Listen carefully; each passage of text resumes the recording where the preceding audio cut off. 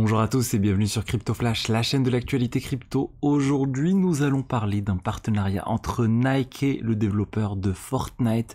C'est assez hallucinant et c'est en lien avec les crypto-monnaies. On va parler aussi de Binance, pas mal de sujets autour de Binance. Je vais vous parler aussi d'un autre impact de l'annonce de BlackRock, de l'ETF BlackRock. Ça impacte un produit phare de la crypto. On va parler d'Elon Musk et de plein d'autres sujets. Pour ceux qui connaissent pas la chaîne, tous les jours je vous fais la synthèse des meilleures actus du jour sur les cryptos. N'hésitez pas à vous abonner, activer la cloche et on va commencer avec le cours des crypto-monnaies. On a un Bitcoin à 26 600 $, plus 0,4%, un Ether à 1740 $, plus 0,5%. Et je voulais faire un zoom sur la partie stablecoin. Regardez ce qui est en train de se passer. Au niveau des stablecoins, on a Tether, l'USDT toujours à la première place avec une capitalisation de 83 milliards. L'USDC à la deuxième place avec une capitalisation de 28 milliards. Et il y a du changement après. Après, en fait, on avait pendant longtemps le BUSD. Et finalement, le BUSD a été dépassé, ou plutôt il est passé en dessous du DAI, le stablecoin historique décentralisé qui est beaucoup moins décentralisé maintenant, avec une capitalisation de 4,4 milliards et BUSD à moins de 4,4 milliards, 4,3 milliards. Et ça va continuer de baisser. Le BUSD, on le sait, il va disparaître petit à petit. Donc là, ça fait que baisser depuis les plus hauts historiques. Je sais plus, on était autour de plus de 10 milliards de mémoire. On se rapprochait de 10 milliards. Donc bon. Et voilà, faut pas s'étonner que ça disparaisse et que de toute façon, on l'a bien vu sur Binance, on a le TUSD qui est en train de remplacer le BUSD pour certaines offres promotionnelles.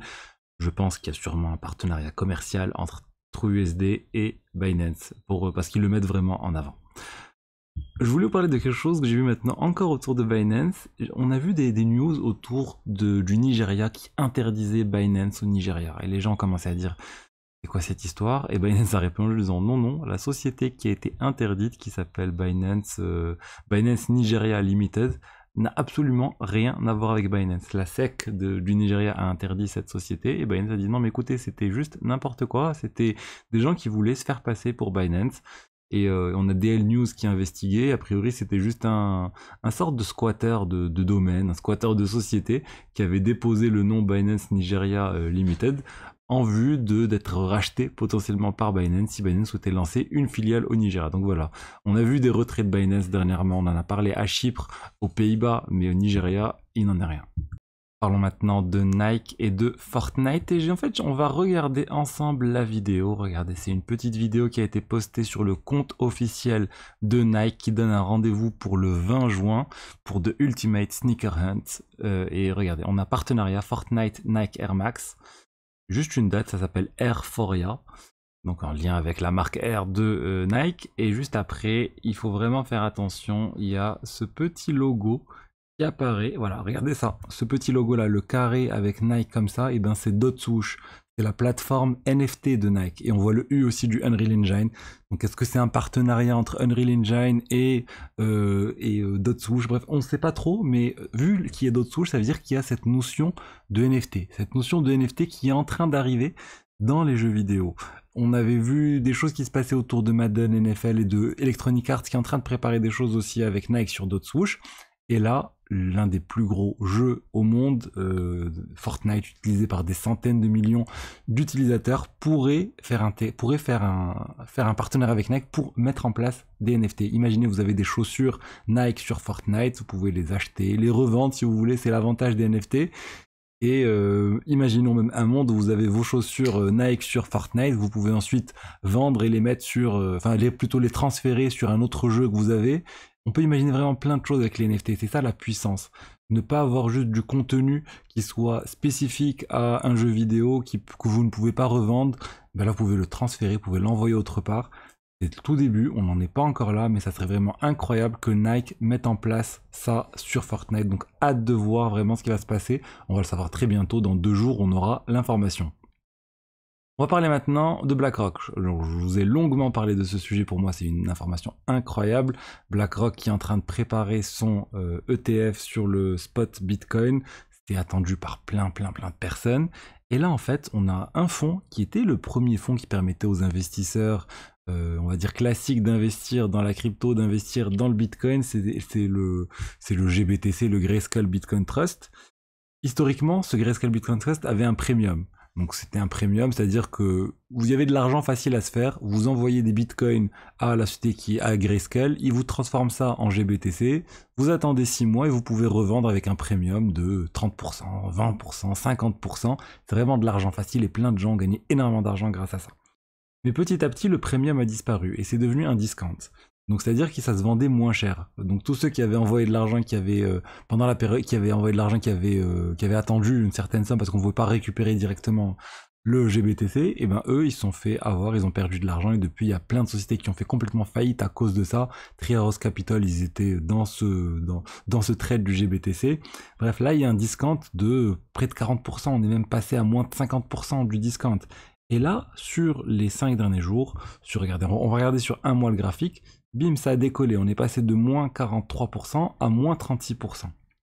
Pourquoi?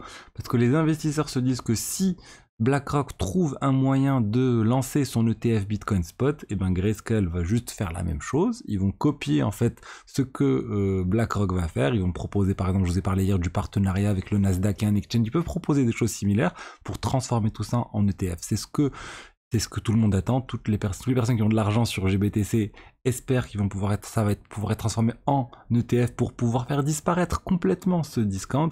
Il y a des investisseurs aussi qui parient sur ça. C'est un investissement assez à long terme, en fait, en se disant, bah, il y a un discount de moins 36%. Je pense que d'ici 5 ans, d'ici 2 ans ou plus tard, ils auront réussi de transformer ça en ETF et qu'on pourra récupérer les bitcoins qu'il y a derrière. Du coup, si j'ai un investissement sur le long terme, et ben, ça peut être une bonne chose. Attention, c'est risqué, mais c'est un trade qui peut se faire.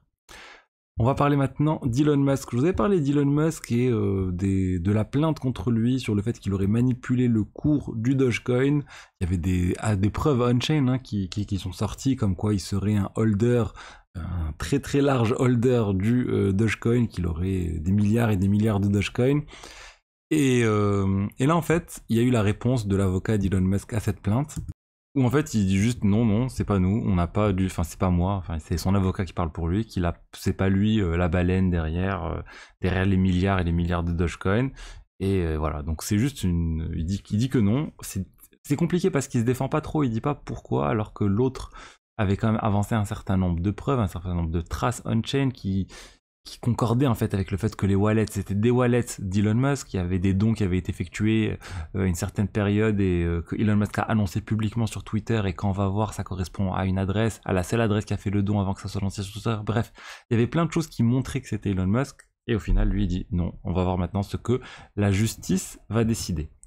Et pour finir, je voulais vous parler d'un article sur The Blog très intéressant qui montre il y a énormément de scams sur les NFT, vous savez, les Discord qui sont piratés, et ensuite il y a des logiciels qui volent les NFT des personnes qui publient. En fait, c'est comme des malwares pré-packagés qui sont lancés, qui permettent de récolter les NFT. Ça crée des fausses pages, ça vous vole en fait tous les NFT que vous avez si vous acceptez l'autorisation qui vous est proposée. Et en fait, ça nous dit qu'il y a eu ces logiciels ont volé plus de 73 millions de dollars de plus de 32 000 wallets différents. Ils ont compromis plus de 900 Discord, des serveurs de discussion très utilisés dans l'écosystème crypto. Et en fait, ils ont interrogé un certain nombre de personnes, et il y a quelqu'un qui travaille chez OpenSea sur l'aspect sécurité sur OpenSea. Regardez, on va le voir, il s'appelle Plum, on connaît pas son vrai nom, mais il dit en fait, c'est assez fou, il dit 95% de ces hackers, eh ben c'est des mineurs, ils ont en dessous de 18 ans et ils sont encore au lycée. Et ils parlent de leurs devoirs, ils parlent de leurs profs, ils parlent de tout ça.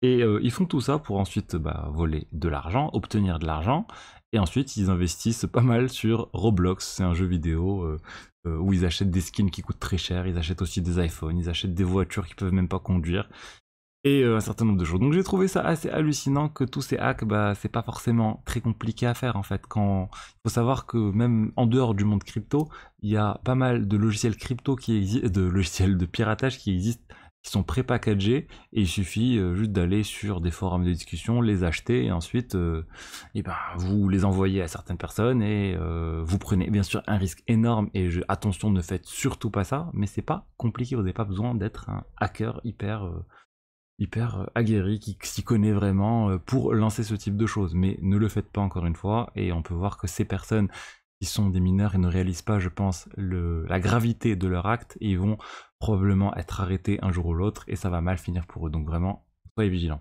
Donc voilà ce que j'avais à vous dire aujourd'hui sur les diverses actualités crypto du jour. J'espère que le contenu vous a plu. Si c'est le cas, n'hésitez pas à liker, commenter, vous abonner et je vous dis à demain pour la suite. Au revoir.